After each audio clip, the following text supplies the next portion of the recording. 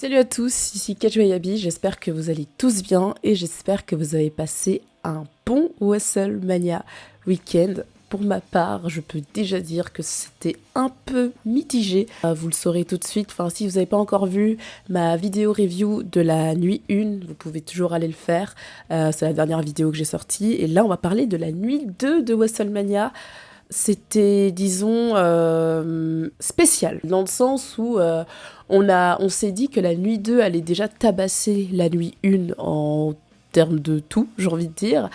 Mais bon, fallait bien une clim, et la clim fut forcément le main event, mais on va en revenir plus tard. Tout d'abord, passons au premier match de la soirée, qui était donc le titre World Heavyweight féminin, opposant Io Sky, la championne, face à Rhea Ripley et Bianca Belair, qui avait remporté l'Elimination Chamber. Le match, je peux dire sans souci que c'était le meilleur match de la soirée. Il y a no débat là-dessus. Il éteint tous les jours l'opener de la nuit dernière. Victoire de Io, pour moi c'était la meilleure décision à faire. Au vu de l'histoire, Bianca Belair et Rhea Ripley ne se concentraient que sur elles-mêmes et mettaient vraiment Io de côté. Et je trouve que pour un bel happy ending, c'était très bien de donner la victoire à Io Sky. Le match fut incroyable, un triple threat avec un putain de rythme. Enfin, il n'y avait pas un moment où le rythme était cassé, quoi. Il y avait toujours une action, quoi.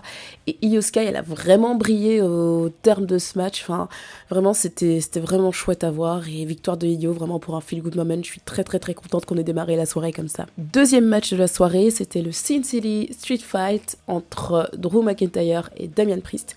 J'étais assez étonnée de voir la place de ce match si haut dans la carte. Enfin, le deuxième match de la soirée, je m'attendais à ce qu'ils le mettent peut-être un tout petit peu plus tard. Et ben non, le choix honnêtement fut très bien aussi. Très bon match, il y a eu beaucoup d'objets qui ont été utilisés, des tables, des poubelles, beaucoup d'escaliers aussi et des chaises, surtout avec le finisher où Drew donc fait une Claymore sur Damian Priest qui avait une chaise sur la tête. C'est assez beau à voir. Et Drew McIntyre qui tweet durant le match, c'était trop fun honnêtement. On est tous là, dès que Drew il a tweeté, on est parti sur notre tel, on a checké, on l'a liké de tweet. C'était très drôle vraiment, Drew qui continue à troller autant sur Twitter ou même sur Instagram, parce que j'ai vu qu'il avait aussi publié en même temps sur Instagram. Enfin, son frère a publié sur Insta. En gros, il mérite son slammy, si on veut, de star des réseaux sociaux. C'est un vrai troller, Drew, vraiment j'adore. La victoire de Drew McIntyre, du coup, j'espère qu'il ira vers match pour le championnat, pour le titre ou quoi, peut-être aller affronter Jey Uso. Il y a une rivalité entre les deux, donc ce serait vraiment pas mal pour le coup. Troisième match de la soirée, ce fut donc le Fatal 4-Way pour le titre intercontinental entre Bron Breakker, Penta, Dominic Mysterio et Finn Balor. Waouh, j'attendais ce match avec impatience, mais surtout pour une chose, la trahison de Dominic sur Finn Balor. On a vu durant le match qu'ils essaient de coopérer ensemble, ils essaient de travailler ensemble contre les deux Penta et Bron Breakker, mais au final, Dominic a trahi en essayant de porter un 619 sur Finn Balor, et ça n'a pas pris, ça n'a pas marché, et le finish en fait m'a rappelé donc le premier match de la soirée avec Io Sky, et donc en fait t'as Finn Balor qui a effectué son coup de grâce pour que juste après Dominic tire avantage en faisant un splash 1, 2, 3. Dominic wins the title. Dominic est votre nouveau champion intercontinental. Et c'est fou, le mec a turn face durant le match. Genre la foule était en train de l'acclamer. Tout le monde était pour Dominic ce soir-là et c'était si beau à voir. Vous voyez, Vic Dominic, c'est un petit garçon qu'on a vu grandir et le voir champion du monde, champion intercontinental, n'abusons pas champion du monde, mais c'était vraiment cool. Vraiment, j'ai adoré ce moment, je suis très contente. Ça fait un peu troll, mais tant pis. Bron Breakker, je pense qu'il va peut-être se diriger vers un programme plus sérieux, peut-être pour les titres du monde. Pourquoi pas, il est taillé pour ça. Le mec, durant le match, c'était un monstre. Penta, c'est pas très grave, il a pas pris de tombée, donc tout va bien, il peut encore s'en sortir. Finn Balor, j'ai hâte de voir comment ça va se dessiner, tout ça, entre Dominic et Finn Balor.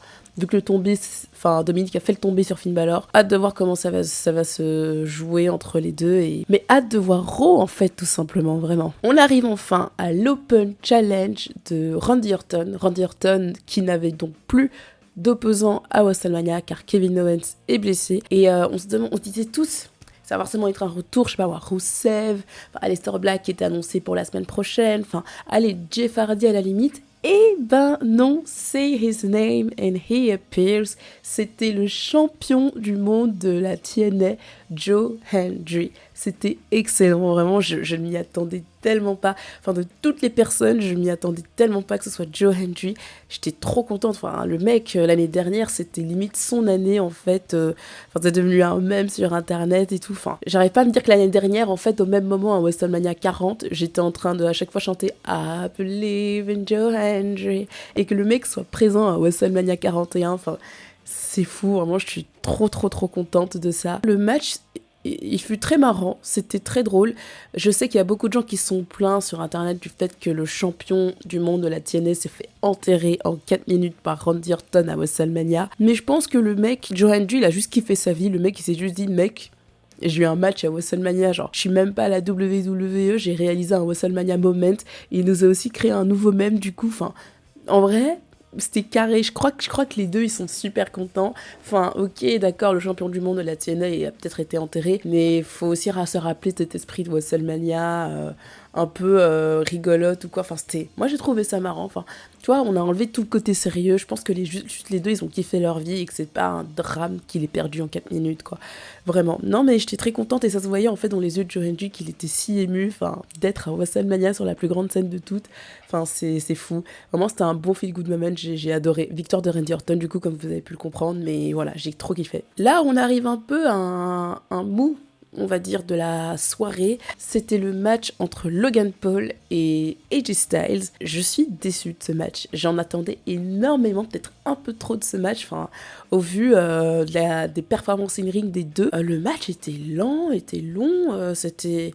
J'ai l'impression qu'il n'arrivait pas à prendre. Enfin, je sais pas si les deux n'ont pas vraiment une sorte d'alchimie. Enfin, déjà, il n'y a pas d'histoire déjà entre les deux. Enfin, l'histoire, elle est bancale. Tellement il n'y a pas d'histoire, ils ont diffusé juste des packages. Ils sont en train de promouvoir les deux catcheurs et pas la rivalité. Enfin, c'est fou. Généralement, ils avaient tellement pas de substance dans le truc. Enfin, voilà.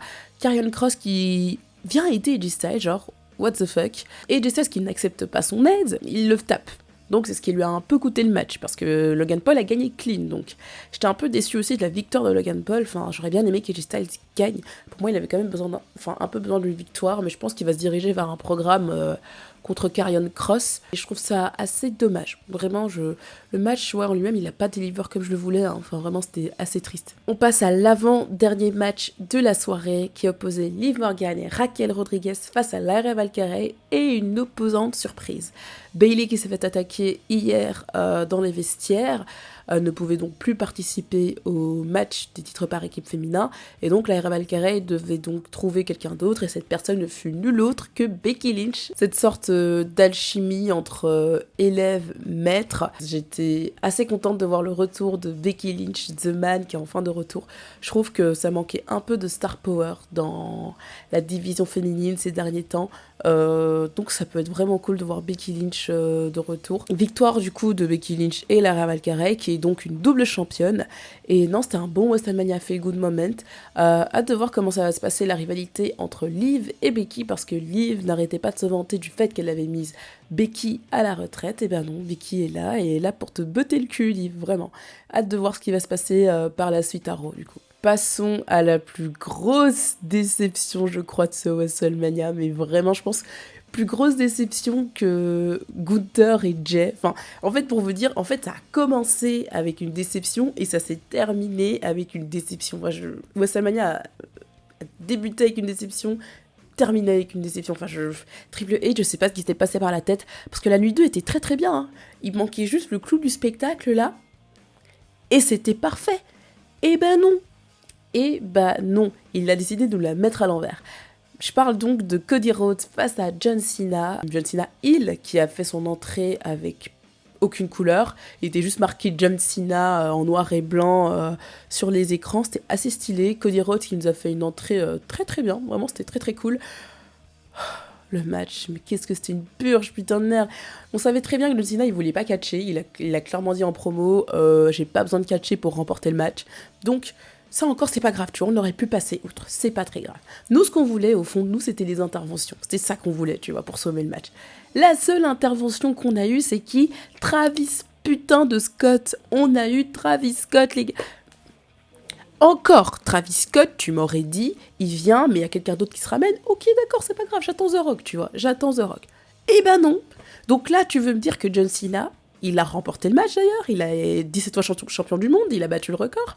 Donc là, tu veux me dire que John Cena, il a eu besoin de l'aide de Travis Scott pour remporter son 17e titre. Non mais c'est quoi cette vanne en fait? C'est quoi cette vanne?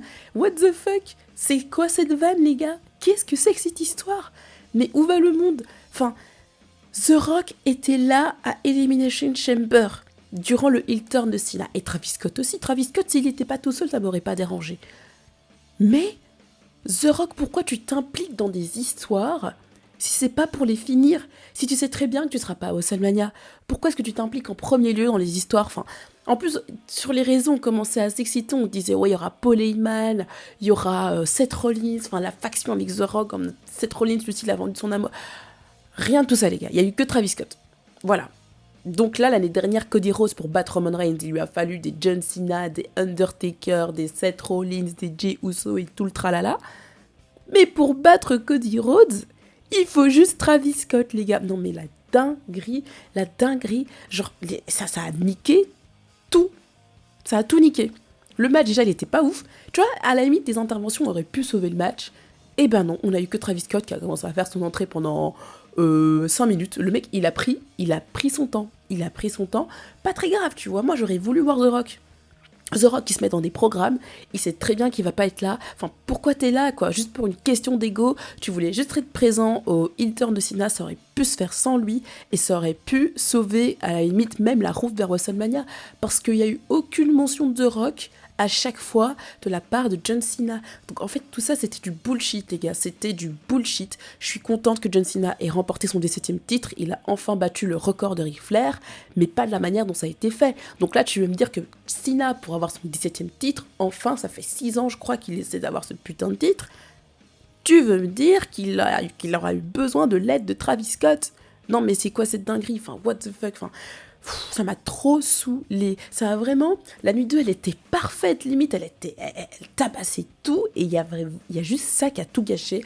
Et vraiment, alors que c'était le match qu'on attendait le plus, et vraiment, je suis déçue, mais déçue à un point. J'ai quand même hâte de voir le Raw de ce soir, mais moi, ça m'a vraiment saoulé. Genre là, je vais retenir que le main event de la nuit 1 en tant que vrai main event de WrestleMania 41, quoi. Sinon, pour donner mon avis général sur WrestleMania 41, mitigé. Très très très mitigé. Il y a eu du bon, on peut pas le nier, il y a eu vraiment du bon à chaque fois. Surtout dans la nuit 2, il y a eu du très très très bon. Mais quelle déception, quoi. Enfin, des gros matchs comme ça, tu nous déçois. Enfin, on a eu, genre, entre John Cena et Cody Rhodes, c'est l'un des pires main events que j'ai jamais vu de ma vie. L'un des pires, je n'ai pas peur de dire que c'est l'un des pires main events de WrestleMania. Ah non, mais là, je pèse mes mots. Souvent, je n'aime pas dire ce genre de choses. Vraiment, je n'aime pas du tout commencer à me plaindre et à dire c'était le pire truc. Mais là, je peux clairement dire que c'est l'un des pires main events que j'ai jamais vu de ma vie, les gars. Mais qu'est-ce que c'était que cette histoire? Même The Miz, John Cena, c'était bien meilleur, les gars. Enfin, what the fuck? Non, mais ça m'a trop saoulé. Si je dois donner une note à ce WrestleMania, je mettrais 6. 6-7 sur 10, allez. Si je suis gentil, 6-7 entre 6,5, allez. Comme ça, on se casse pas la tête. 6,5 sur 10. La route, elle était cata. Heureusement qu'il y a eu plein de moments pour rattraper un peu le truc. Mais WrestleMania 41, ce sera sûrement pas un WrestleMania dont on va se souvenir. Enfin, il y a eu des classiques, le main event de la nuit 1. Cena est le 17e titre, on peut pas le nier, mais la manière dont ça a été fait, ça a tout gâché, ça a gâché tout le moment. Et je suis vraiment déçue. Voilà, enfin, là, j'ai l'impression de terminer sur une note assez énervée. Mais voilà, quoi, c'était un peu le main point, la main story que tu gâches comme ça. Enfin, voilà. Bref. Dites-moi votre avis en commentaire. N'hésitez pas à vous abonner, à laisser un pouce si vous avez aimé la vidéo. Et moi, je lis vos avis. Débattez toujours avec respect dans les commentaires. Et voilà, ce fut WrestleMania 41, nuit 2. Hâte de voir Raw. Et sur ce, n'oubliez pas, soyez toujours fiers d'être fan de catch. Et on se dit à la prochaine pour une autre vidéo. Bisous les gars.